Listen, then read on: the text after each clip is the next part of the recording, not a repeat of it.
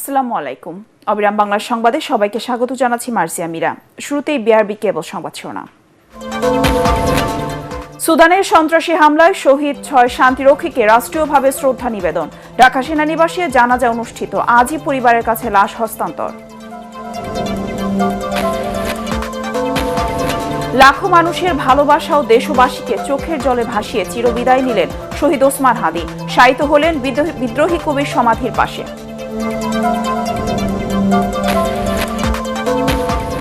ঢাকার শ্যামপুর কদমতলীর ভোটারদের দুর্দশা লাঘবে নানা প্রতিশ্রুতি দিচ্ছেন প্রার্থীরা, তবে জয়ের পর বারবার ওয়াদা ভঙ্গের অভিযোগ এলাকাবাসীর। এবং নারায়ণগঞ্জের ফতুল্লায় ধলেশ্বরী নদীতে ফেরি দুর্ঘটনায় 3 জন নিহত। নৌ পুলিশ ও ফায়ার সার্ভিসের অভিযানে লাশ উদ্ধার, চলছে তদন্ত।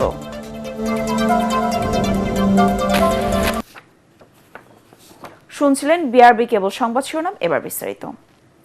ঢাকা সেনানিবাসের কেন্দ্রীয় মসজিদে সম্পন্ন হল সুদানে জাতিসংঘ শান্তিরক্ষা মিশনে নিহত বাংলাদেশ সেনাবাহিনীর 6 সেনা সদস্যের জানাজা।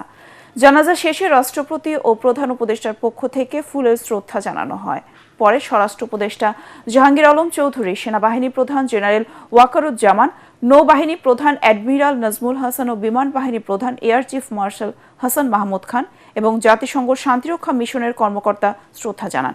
এ সময় তাদের যথাযথ রাষ্ট্রীয় সম্মাননা প্রদান করা হয়। 3 বাহিনীর পক্ষ থেকেও গার্ড অব অনার প্রদান করা হয়। পরবর্তীতে হেলিকপ্টারে করে শহীদদের মরদেহ নিজ নিজ জেলায় হস্তান্তর করে ধর্মীয় ও রাষ্ট্রীয় মর্যাদায় দাফন সম্পন্ন করা হবে। গত 13 ডিসেম্বর সুদানের আবে এলাকায় সন্ত্রাসীদের ড্রোন হামলায় এই 6 শান্তিরক্ষী নিহত হন। এছাড়া আহত 9 জন বাংলাদেশি শান্তিরক্ষী চিকিৎসা নিচ্ছেন।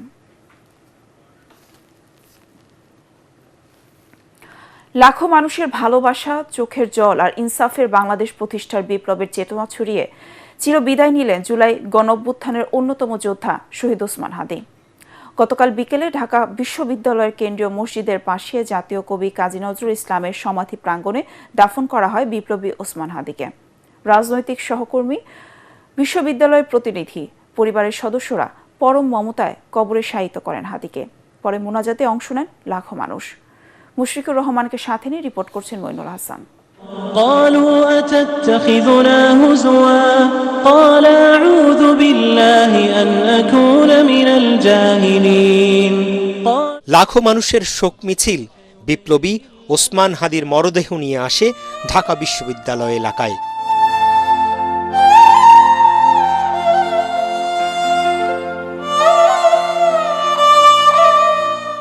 জাতীয় কবি কাজী নজরুল ইসলামের সমাধি প্রাঙ্গণে এর আগেই সম্পন্ন শেষ বিদায়ের সব প্রস্তুতি।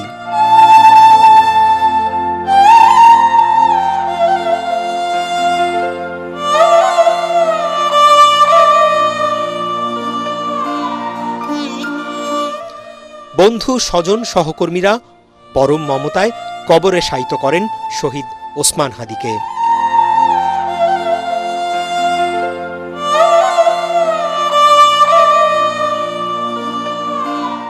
কয়েক মিনিটে শেষ হয় আনুষ্ঠানিকতা।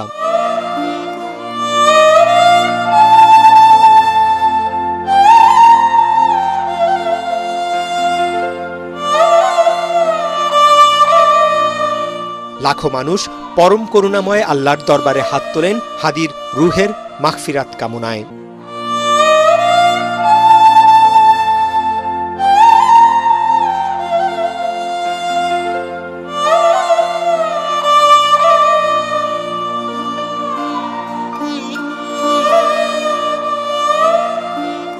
আধিপত্যবাদের বিরুদ্ধে, অন্যায়ের বিরুদ্ধে একটি ন্যায়সঙ্গত সমাজ ও দেশ প্রতিষ্ঠা করার লক্ষ্যে যে সংগ্রাম, তার প্রতি সারা বাংলাদেশ সবসময়ের জন্যই একাত্ম অনুভব করে।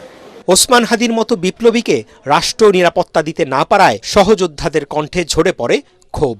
ওসমান হাদি ভাই তিনি অসংখ্যবার তার জীবনের ঝুঁকির বিষয়ে তিনি ফেসবুকে লিখেছেন, গণমাধ্যমে বক্তব্য দিয়েছেন, কিন্তু এই সরকার কোনোভাবেই তার সেই বক্তব্যকে গুরুত্ব দেয়নি। কবিতার মাধ্যমে, প্রতিবাদের মধ্য দিয়ে ওসমান হাদি ভাই নতুন বাংলাদেশের তিনি স্বপ্ন বিনির্মাণ করতে সমর্থ হয়েছিলেন। তিনি গণতন্ত্রের বাংলাদেশ চেয়েছিলেন, ইনসাফের বাংলাদেশ চেয়েছিলেন, তিনি আধিপত্যবাদ মুক্ত এক বাংলাদেশ চেয়েছিলেন, যে বাংলাদেশ স্বনির্ভরভাবে বিশ্বের বুকে মাথা উঁচু করে দাঁড়াতে পারে।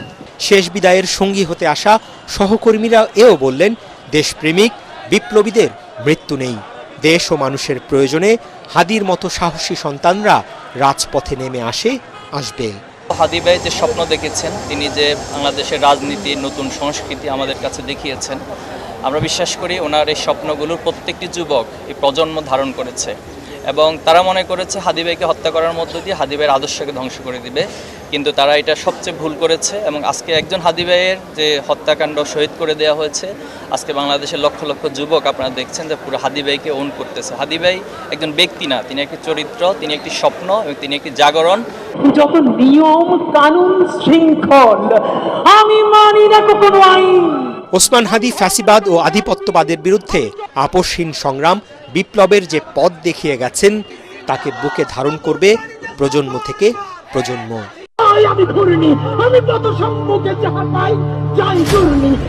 বিদায় বাংলা মায়ের 20 সন্তান। মইনুল আহসান, এটিএন বাংলা, ঢাকা।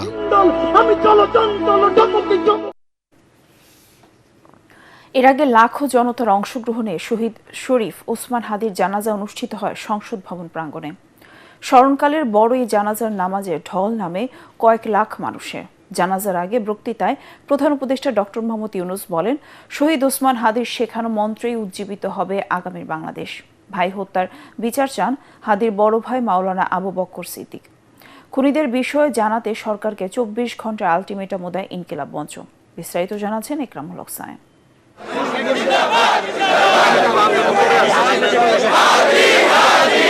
লাখো মানুষের স্রোত, স্লোগানে মুখর জনতা। আমার ভাই কবরে, খুনি কেন বাহিরে, আমরা সবাই হাদি হব। চোখে মুখে বিপ্লবাদ্রোহের ছাপ, হৃদয়ে ভাই হারানোর হাহাকার, কণ্ঠে আগ্রাসন আর আধিপত্যের বিরুদ্ধে দাঁড়াবার দৃঢ় প্রত্যয়। জুলাই 20 শরীফ ওসমান হাদির বিদায় ক্ষণে সামিল হয়ে ইতিহাসের সাক্ষী হন নানা শ্রেণী পেশা, দল মত কিংবা বয়সের মানুষ। একজন বীরের নামাজের জানাজায় এত মানুষের স্রোত কখনো দেখেনি দেশের মানুষ। আওয়ামী লীগের বিরুদ্ধে জুলাই পরবর্তী সবচাইতে তীব্র কণ্ঠস্বর। জাতীয় সংসদের দক্ষিণ প্লাজায় জানাজার মূল আয়োজন হলেও মানিক মিয়া অ্যাভিনিউর বিশাল রাজপথ ছাপিয়ে ফার্মগেট, আসাদ গেট, বিজয় সরণি সহ চারপাশের সব সড়কে নামে জনস্রোত। বিপ্লবী হাদির জানাজায় অংশ নেন দলমত নির্বিশেষে সবাই। জানাজার আগে সমবেত জনতার উদ্দেশ্যে প্রধান উপদেষ্টা ডক্টর মোহাম্মদ ইউনূস বলেন, বিদায় নয়, বাংলাদেশিদের বুকেই মিশে থাকবে স্বাধীনতা ও সার্বভৌমত্বের প্রতীক ওসমান হাদি। তুমি আমাদের বুকের ভেতরে আছো এবং চিরদিন বাংলাদেশ যতদিন আছে তুমি সকল বাংলাদেশির বুকের মধ্যে থাকবে। তোমার কাছে আমরা ওয়াদা করতে এসেছি, তুমি যা বলে গেছো সেটা যেন আমরা পূরণ করতে পারি, সেই ওয়াদা করার জন্য আমরা একত্র হয়েছি। সেই ওয়াদা শুধু আমরা নয়, পুরুষানুক্রমে বাংলাদেশের সব মানুষ পূরণ করবে। এ সময় আবেগ ঘন বক্তব্য রাখেন হাদির বড় ভাই ডক্টর মাওলানা আবু বকর সিদ্দিক। ভাইয়ের হত্যার বিচার চান তিনি। আমার 6 ভাই বোনের মধ্যে সবচেয়ে ছোট ছিল শরীফ ওসমান হাদি। আজকের তার লাশ আমার কাঁধে বহন করতে হচ্ছে। আজকের আপনাদের কাছে আমার কোনো দাবি নেই, শুধু একটি দাবি। 7 থেকে 8 দিন হয়ে গেল দিবালোকে প্রকাশ্যে রাজধানী ঢাকায় জুমার নামাজের পরে খুনি প্রকাশ্যে গুলি করে যদি পার পেয়ে যায়, এর চেয়ে লজ্জার আমাদের আর কিছু নাই। যদি বর্ডার পাস হয়ে যায়, 5 থেকে 7 ঘন্টা সময় তারা কেমন করে গেল, এই প্রশ্ন জাতির কাছে রেখে গেলাম। আমার কোনো চাওয়া পাওয়া নাই। আমার ভাই ওসমান হাদি শহীদ হয়েছে, ওর শহীদি তামান্না ছিল। কোনো ধরনের সহিংসতার ফাঁদে পা না দেওয়ার অনুরোধ জানান ইনকিলাব মঞ্চের সদস্য সচিব আব্দুল্লাহ আল জাবের। যদি এই রাষ্ট্রকে রক্ষা করতে শরীফ ওসমান হাদির পরিবারের 5 সদস্য তার ভাই এবং বোনদের যদি রক্ত লাগে তারা দেওয়ার জন্য প্রস্তুত রয়েছে। তবুও এই খুনিদেরকে চিহ্নিত করে বিচারের মুখোমুখি করতে হবে। খুনি, খুনের পরিকল্পনাকারী এবং পুরো খুনি চক্রকে বিচারের আওতায় নিয়ে আসতে হবে এবং আগামী 24 ঘন্টার মধ্যে স্বরাষ্ট্র উপদেষ্টা এবং সহকারী উপদেষ্টা খুদাবক্স তাদেরকে জনতার সম্মুখে এসে তারা এই খুনের ব্যাপারে গত এক সপ্তাহ ধরে কি পদক্ষেপ নিয়েছে তা জনসম্মুখে জানাতে হবে। ইনকিলাব মঞ্চ ব্যতীত কারো কোনো প্রোপাগান্ডায় আপনারা কোনো ধরনের সহিংসতার পথ বেছে নেবেন না। দুপুর 2টার পর হাদির বড় ভাই মাওলানা আবু বকর সিদ্দিক দেশের স্মরণকালের ইতিহাসের সবচেয়ে বড় জানাজার নামাজের ইমামতি করেন। আসসালামু আলাইকুম ওয়া রাহমাতুল্লাহ। জানাজা শেষে সংসদ ভবন প্রাঙ্গণ থেকে যখন হাদির মরদেহ ঢাকা বিশ্ববিদ্যালয়ের অভিমুখে নেওয়া হচ্ছিল তখন পেছনে ছুটছিলেন স্লোগানে মুখর ভক্ত অনুসারীরা। জুলাই অভ্যুত্থানে তেজদীপ্ত বক্তব্য আর সাহসী ভূমিকার মাধ্যমে জনমানুষের সামনে এসেছিলেন শরীফ ওসমান হাদি। গণ অভ্যুত্থানের পরেও প্রতিরোধ প্রতিবাদে তার কণ্ঠ ছিল উচ্চকিত। রাজনৈতিক আর সাংস্কৃতিক আগ্রাসনের বিরুদ্ধে শরীফ ওসমান হাদি এই জাতীয় সংসদে এসে নিজের কণ্ঠকে আরও উচ্চকিত করতে চেয়েছিলেন, কিন্তু তার সেই আশা পূর্ণ না হলেও তার সেই কণ্ঠ এখন প্রতিধ্বনিত হচ্ছে কোটি মানুষের কণ্ঠে। ইকরামুল হক সায়েম, এটিএন বাংলা, জাতীয় সংসদ ভবন, ঢাকা। সংসদ ভবন এলাকায় ওসমান হাদির জানাজা পরিণত হয় জনসমুদ্রে। সারা দেশ থেকে আসা কয়েক লাখ মানুষ অংশ নেন এই জানাজায়। দুঃসাহসী এই জুলাই যোদ্ধাকে হারানোর বেদনায় কান্নায় ভেঙে পড়েন অনেকে। দুহাত তুলে প্রিয় মানুষটির জন্য দোয়া করেন সর্বস্তরের মানুষ। ভারতীয় আগ্রাসন এবং আধিপত্যবাদের বিরুদ্ধে কথা বলায় হাদিকে শহীদ হতে হয়েছে বলে মনে করেন তারা। বিস্তারিত জানাচ্ছেন ইয়াসিন রানা। দুপুর 2টায় জানাজার সময় থাকলেও শনিবার সকাল থেকেই সংসদ ভবন এলাকায় ঢল নামে সাধারণ মানুষের। দেশের নানা প্রান্ত থেকে ওসমান হাদির জানাজায় অংশ নেন তারা। নির্ধারিত সময়ের অনেক আগেই কানায় কানায় পূর্ণ হয়ে ওঠে সংসদ ভবনের দক্ষিণ প্লাজার মাঠ, মানিক মিয়া অ্যাভিনিউ সহ আশপাশের এলাকা। আমরা সবাই হাদি হব, যুগে যুগে লড়ে যাব, হাদি ভাইয়ের রক্ত বৃথা যেতে দেব না। তুমি কে, আমি কে, হাদি হাদি, এক হাদি লোকান্তরে, লক্ষ হাদি ঘরে ঘরে। বিপ্লবী এমন নানা স্লোগান সহ আল্লাহু আকবার ধ্বনিতে প্রকম্পিত হয় পুরো এলাকা। জানাজাকে কেন্দ্র করে নজিরবিহীন নিরাপত্তা বলয় তৈরি করে আইন শৃঙ্খলা বাহিনী। জানাজার আগে ও পরে কান্নায় ভেঙে পড়েন হাজারো হাদি প্রেমী। দু হাত তুলে দোয়া করেন হাদির জন্য। তাকে শহীদ হিসেবে কবুল ও জান্নাতের বাসিন্দা করতে দোয়া করেন মহান আল্লাহর দরবারে। শরীফ ওসমান হাদি। জানাজা শেষে ওসমান হাদিকে নিয়ে কথা বলেন রাজনীতিবিদরা। হত্যাকারীদের ব্যাপারে রাষ্ট্রকে সর্বোচ্চ এফোর্ট নিতে হবে। তারা যেখানে থাকুক, সে ওভার দি ব্লু সিজ অথবা অন দি ব্ল্যাক মাউন্টেন, যেখানেই তারা থাকুক, তাদেরকে ধরে আনতে হবে, বিচার করতে হবে। শহীদ ওসমান হাদি মানুষের অধিকারের জন্য কথা বলেছে, বাংলাদেশের স্বাধীনতা সার্বভৌমত্বের জন্য কথা বলেছে, এদেশের মানুষের অধিকারের জন্য কথা বলেছে। আমাদেরকে ওসমান হাদির এই শোককে জাতীয় শক্তিতে পরিণত করতে হবে।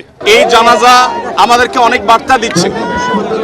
বাংলাদেশ তৃষ্ণার্ত পাখির মতো অপেক্ষা করছে এমন কিছু মানুষের, যে মানুষগুলো এদেশের স্বাধীনতা সার্বভৌমত্বের জন্য, ইনসাফ এবং ন্যায় বিচার প্রতিষ্ঠা করবার জন্য, জনগণের অধিকার আদায় করার জন্য নিজের সর্বোচ্চ শক্তিকে যারা আল্লাহর রাহে কোরবান করবে। নামাজ শেষে সাধারণ মানুষ হাদির প্রতি তাদের ভালোবাসা ও শ্রদ্ধা জানান। হাদির খুনিদের অবিলম্বে গ্রেফতার ও বিচার দাবি এবং সরকারের উপদেষ্টাদের প্রতি ক্ষোভ জানান তারা।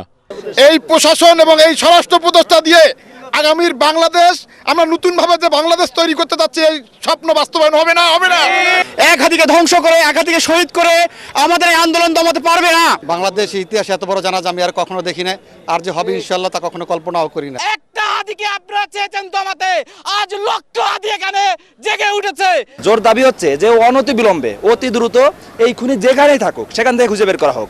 বাংলাদেশের যতগুলো হত্যাকাণ্ড ঘটেছে তার প্রত্যেকটার সেফ এক্সিট ইন্ডিয়া হয়ে যায়। এর কারণ কি? জানাজা শেষে ওসমান হাদির কফিন নিয়ে যাওয়া হয় ঢাকা বিশ্ববিদ্যালয় এলাকায়। এ সময় সড়কের দুপাশেও শোকার্ত মানুষের ঢল এবং আহাজারি দেখা যায়। সংসদ ভবন এলাকা থেকে ঢাকা বিশ্ববিদ্যালয় পর্যন্ত বিপ্লবী এই সেনার নিথর দেহ বহনকারী অ্যাম্বুলেন্সের পেছনে ছোটেন হাজারো হাদি প্রেমী। ইয়াসিন রানা, এটিএন বাংলা, ঢাকা।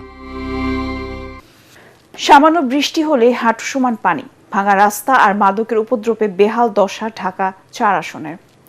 এসব সমস্যার সাথে শ্যামপুর কদমতলী এলাকার ভোটারদের প্রতিনিয়তই করতে হচ্ছে সংগ্রাম। ভোটাররা বলছেন, নির্বাচনের আগে প্রার্থীরা নানা প্রতিশ্রুতি দিলেও জয়ী হওয়ার পর এসব সমস্যার সমাধানে কোনো উদ্যোগই নেয় না।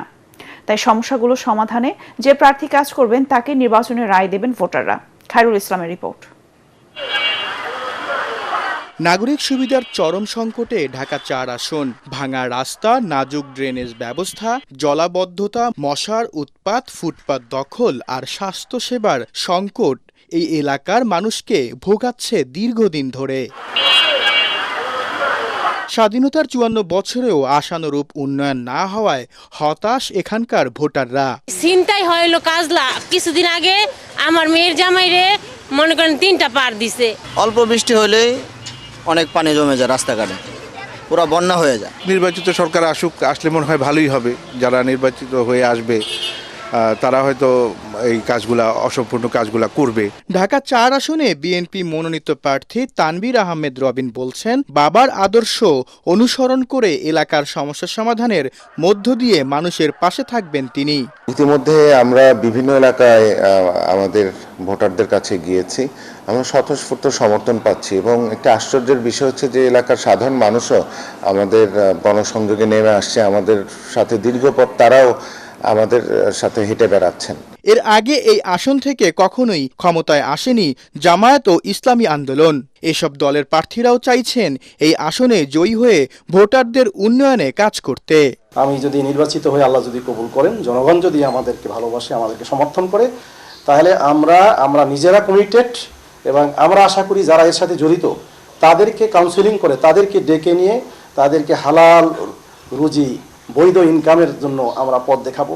কোনো চাঁদাবাজি হবে না, এইটা আমি আমার এলাকাবাসীকে বলন্দ কণ্ঠে বলতে চাই যে ইনশাল্লাহ যদি জাল হক ওয়া জাকাল বাতিল, যখন অন্ধকার থাকে, অন্ধকার যদি দূর করতে হয় তাহলে আলো জ্বালাইতে হবে। আমরা হইছি আলো, ইসলামের আলো, আমরা নূর।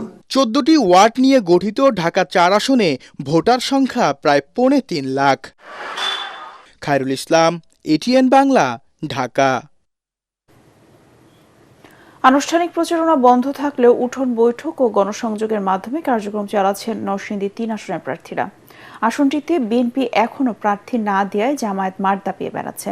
তবে বিএনপির মনোনয়ন প্রত্যাশী একাধিক প্রার্থী করছেন গণসংযোগ। রাস্তাঘাটের উন্নয়ন, যানজট নিরসন, শিক্ষার অগ্রগতির পাশাপাশি চাঁদাবাজ ও মাদক নির্মূলের প্রতিশ্রুতি দিয়ে ভোট চাইছেন প্রার্থীরা। বিস্তারিত জামিল হাসান শান্ত রিপোর্টে। শিবপুর ও রায়পুর নিয়ে গঠিত নরসিংদী ৩ আসনের ভোটার সংখ্যা 2,70,000-এরও বেশি। শিল্প কারখানা থেকে শুরু করে ফসল উৎপাদনে প্রাকৃতিকভাবে সমৃদ্ধ এই আসনটি ঢাকার খুব কাছে হলেও উন্নয়নের ছোঁয়া তেমন একটি লাগেনি এই আসনটিতে। শিল্প কারখানা অধ্যুষিত এই আসনটিতে ভালো মানের কোনো শিক্ষা প্রতিষ্ঠান নেই। ভোটাররা চান এলাকার উন্নয়নের পাশাপাশি যানজট নিরসন ও কিশোর গ্যাংয়ের দৌরাত্ম্য কমাতে যে প্রার্থী কাজ করবেন এমন প্রার্থীকেই ভোট দেবেন তারা। সমগ্র বাংলাদেশের জন্য নির্বাচনটা সুষ্ঠু এবং পরিবেশ খুব ভালো থাকে এবং সঠিক রায়ের প্রতিফলিত যেন হয়, যাতে কোনো কারচুপি না হয়। সংসদে একজন শিক্ষিত লোক চাই, কিশোর গ্যাং মুক্ত এবং মাদক মুক্ত, আইন শৃঙ্খলা যাতে একটু উন্নত হয়। জনগণের প্রত্যাশা পূরণের আশ্বাস আর নিজেদের পরিকল্পনা নিয়ে ভোটের মাঠ চষে বেড়াচ্ছেন প্রার্থীরা। যদিও আসনটিতে এখনও প্রার্থী মনোনয়ন দেয়নি বিএনপি। আমি আজকে 27-28 বছর হলো এই রাজনীতিতে যুক্ত।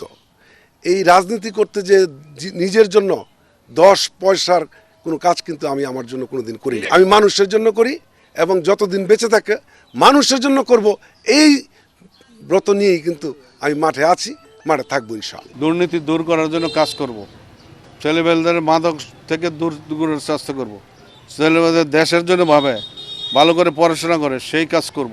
মানুষকে আত্মনির্ভরশীল হিসেবে গড়ে তোলার লক্ষ্যে আমি কাজ করব এবং সেই লক্ষ্যে আত্মকর্মসংস্থানমূলক বিভিন্ন কর্মসূচি আমি বাস্তবায়ন করব। তরুণ প্রজন্ম আর নারী ভোটারদের টানতে ভিন্ন পরিকল্পনার কথা জানান জামায়াতের প্রার্থী। তরুণরা আর পিছনের দুর্নীতির যুগে ফিরে যেতে চায় না, তরুণরা আর পিছনের চাঁদাবাজির যুগে ফিরে যেতে চায় না। আমার বিশ্বাস আগামী দিনে নতুন বাংলাদেশ বিনির্মাণে তরুণরাই সামনের কাতারে থাকবে এবং দাঁড়িপাল্লাকে বিজয়ী করবে। ভোটাররা জানান যিনি সাধারণ মানুষের প্রত্যাশা পূরণে কাজ করবেন ভোটের মাঠে তিনিই থাকবেন এগিয়ে। জামিল হাসান শান্ত, এটিএন বাংলা, নরসিংদী। ভূমিকম্প সহনীয় মোস্ট ডিউরেবল দেশের প্রথম থার্মেক্স রড সালাম স্টিল। সালাম স্টিল বোঝে ডিউরেবিলিটি। সালাম স্টিল মোস্ট ডিউরেবল স্টিল। সালাম স্টিল ভোটার গাড়ি নিয়ে আরো খবর থাকছে সংবাদের পরের অংশে। নারায়ণগঞ্জের ফতুল্লায় ধলেশ্বরী নদীতে ফেরি দুর্ঘটনায় 3 জন নিহত হয়েছেন। গত রাত 10টার দিকে বক্তাবলী ও নরসিংদপুর ঘাটের মাঝামাঝি এলাকায় এ দুর্ঘটনা ঘটে। প্রত্যক্ষদর্শীরা জানান ফেরিতে মাঝ নদীতে পৌঁছালে এতে থাকা একটি ট্রাক হঠাৎ চালু করা হয়। এতে নিয়ন্ত্রণ হারিয়ে ট্রাকটি সামনে থাকা 2টি ব্যাটারি চালিত অটোরিকশা, একটি মোটরসাইকেল ও একটি ভ্যান সহ রেলিং ভেঙে নদীতে পড়ে যায়। দুর্ঘটনায় মোটরসাইকেল আরোহী রফিক গুরুতর আহত হন। তাকে উদ্ধার করে হাসপাতালে নেওয়া হলে চিকিৎসাধীন অবস্থায় তার মৃত্যু হয়। এছাড়া রিকশা ভ্যান চালক স্বাধীন ও মাসুদ নামে আরও 2 জন নিখোঁজ হন। পরে খবর পেয়ে নৌ পুলিশ ও ফায়ার সার্ভিস উদ্ধার অভিযান শুরু করলে নিখোঁজ 2 জনের মরদেহ উদ্ধার হয়। নৌ পুলিশ জানিয়েছে এই ঘটনায় তদন্ত চলছে। ফতুল্লা পার থেকে ফেরিটা যখন বক্তব্য করে আসতেছিল নদীর মাঝখানে আসার পরে আপনার ট্রাকটা স্টার্ট হয়ে সামনে 2টা গাড়ি ছিল, অটো গাড়ি, একটা ভ্যান এবং একটা মোটরসাইকেল, এই সহ ট্রাকটা পানিতে পড়ে যায়। আবারও সালাম স্টিল ভোটের গাড়ির খবর। দেশে নির্বাচন বানচাল করতে পরাজিত শক্তি এখন গভীর ষড়যন্ত্রে লিপ্ত হয়েছে। আর সে ষড়যন্ত্রের অংশ হিসেবেই উদীয়মান নেতা ওসমান হাদিকে হত্যা করা হয়েছে বলে মন্তব্য করেছেন বিএনপির জাতীয় নির্বাহী কমিটির ত্রাণ ও পুনর্বাসন বিষয়ক সহ সম্পাদক ও পবা মোহনপুর আসনের বিএনপির প্রার্থী অ্যাডভোকেট শফিকুল হক মিলন। রাজশাহীতে দলীয় চেয়ারপারসন বেগম খালেদা জিয়ার সুস্থতা কামনা করে আয়োজিত দোয়া মোনাজাত অনুষ্ঠানে তিনি মন্তব্য করেন। এ সময় দ্রুত হাদি হত্যায় জড়িতদের গ্রেফতার ও বিচার দাবি করেন তিনি। সভায় নির্বাচন যথাসময়ে অনুষ্ঠিত হবে এবং সব ষড়যন্ত্র রুখে দিয়ে জনগণের ভোটে ধানের শীষে বিজয়ী হবে বলে মন্তব্য করেন তিনি।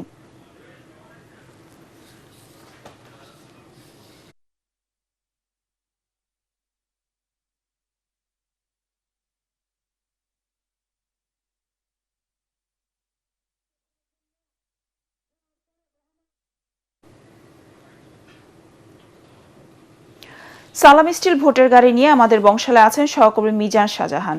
সেখান থেকে নির্বাচনী হালচাল জানাচ্ছেন তিনি। মিজান, আপনি যেখানে আছেন সেখানকার নির্বাচনী হালচাল কি আমাদের জানাবেন?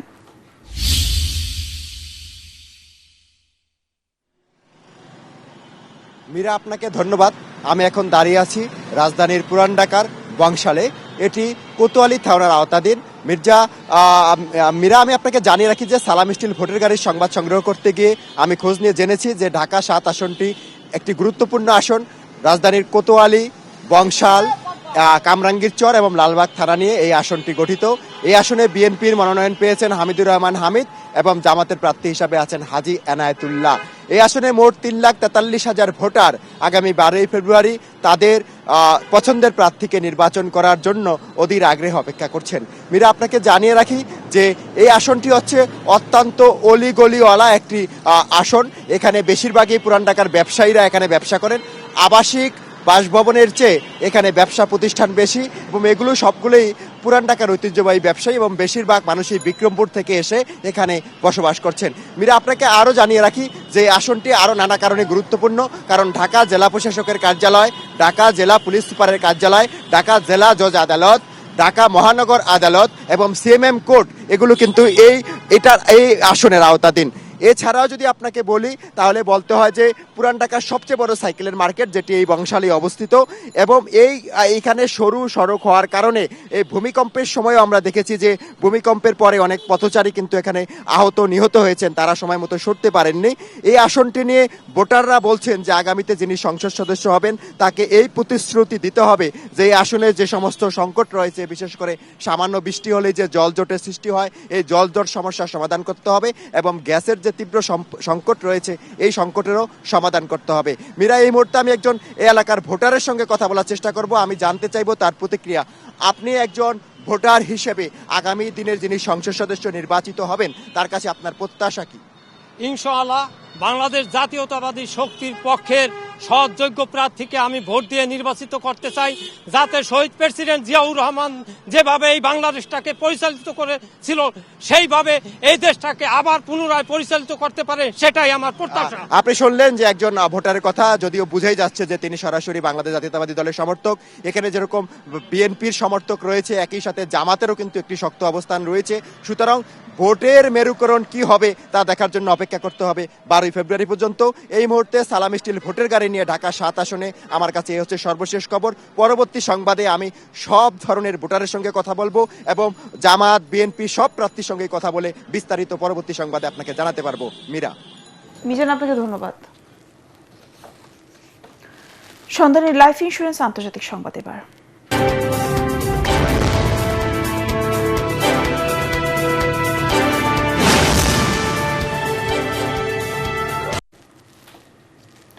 ভেনেজুয়েলা উপকূলের কাছ থেকে আরও একটি তেলের ট্যাঙ্কার জব্দ করেছে যুক্তরাষ্ট্র। মার্কিন স্বরাষ্ট্র নিরাপত্তা বিষয়ক মন্ত্রী ক্রিস্টি নোয়েম এ তথ্য নিশ্চিত করেন। তিনি জানান, মাদক ও সন্ত্রাসবাদের অর্থের যোগান বন্ধে নিষেধাভুক্ত তেলের অবৈধ পরিবহনের বিরুদ্ধে যুক্তরাষ্ট্রের অভিযান চলবে। সামাজিক যোগাযোগ মাধ্যমে ঘটনার ফুটেজও প্রকাশ করেন নোয়েম। এদিকে ভেনেজুয়েলা সরকার একে চুরি ও আন্তর্জাতিক জলদস্যুতা বলে অভিযোগ করেছেন। দেশটির মতে এটি আন্তর্জাতিক আইনের গুরুতর লঙ্ঘন। 2 সপ্তাহের কম সময় এটি দ্বিতীয়বার ভেনেজুয়েলার কাছাকাছি এলাকা থেকে তেল ট্যাঙ্কার জব্দের ঘটনা। হুইলচেয়ার সহ মহাকাশ ভ্রমণ করে ইতিহাস গড়েছেন জার্মান প্রকৌশলী মিশায়েলা বেন্টহাউস। স্থানীয় সময় শনিবার যুক্তরাষ্ট্রের পশ্চিম টেক্সাস থেকে ব্লু অরিজিনের কাছে আরও 5 যাত্রীর সঙ্গে তিনি মহাকাশে যান।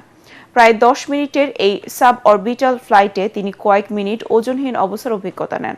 7 বছর আগে দুর্ঘটনায় গুরুতর আহত হয়ে পা হারান বেন্টহাউস। হুইলচেয়ার সহ তার যাত্রার সুবিধার্থে ক্যাপসুলে সামান্য পরিবর্তন আনে ব্লু অরিজিন। অবতরণের পরে তাকে নিরাপদে উদ্ধার করে হুইলচেয়ারে বসানো হয়। ব্লু অরিজিন জানায়, প্রতিবন্ধী সহ সবার জন্য মহাকাশ ভ্রমণকে আরও সহজ ও অন্তর্ভুক্তিমূলক করাই তাদের লক্ষ্য। ভবিষ্যতে চাঁদ পর্যন্ত পর্যটন শিল্প প্রসারে কাজ করছেন সংস্থাটি। এবার খেলার খবর।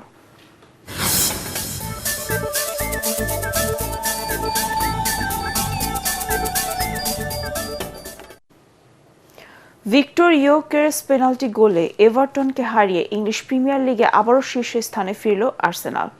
এভারটনের মাঠ হিল ডিকিনসন স্টেডিয়ামে মিকেল আর্তেতার দলের শুরুটা ছিল বেশ ধীরলয়। কর্নার বল ঠেকাতে গিয়ে হাত দিয়ে বল ছুঁয়ে ফেলেন ওব্রায়েন। রেফারি পেনাল্টির বাঁশি বাজান। 27 মিনিটে স্পট কিকে বল জালে জড়ান সুইডিশ স্ট্রাইকার ভিক্টর ইয়োকেরেস। বাকি সময় আর কোনো গোলের দেখা পায়নি দুদল।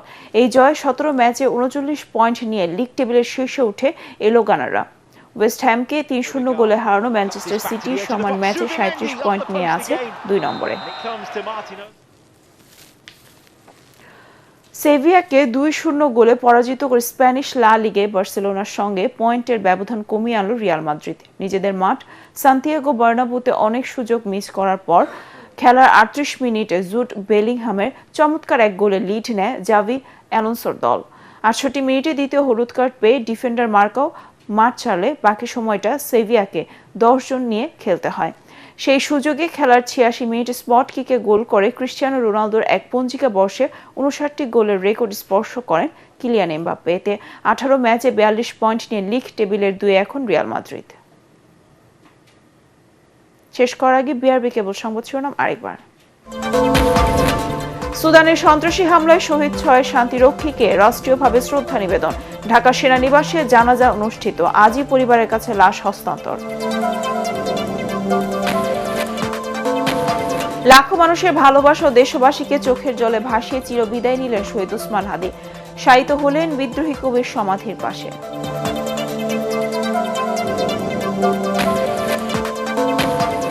ঢাকা শ্যামপুর কদমতলীর ভোটারদের দুর্দশা লাঘবে নানা প্রতিশ্রুতি দিচ্ছেন প্রার্থীরা। তবে জয়ের পর বারবার ওয়াদা ভঙ্গের অভিযোগ এলাকাবাসীর।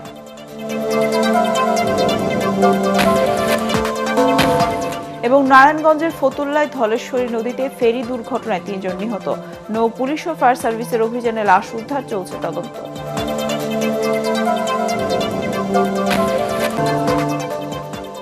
পরবর্তী সংবাদ দেখার আমন্ত্রণ জানিয়ে এখনকার মতো শেষ করছি। এটিএন বাংলা সংবাদ ইউটিউবে দেখতে ব্রাউজ করুন youtube/ATN বাংলাদেশ। ধন্যবাদ সবাইকে।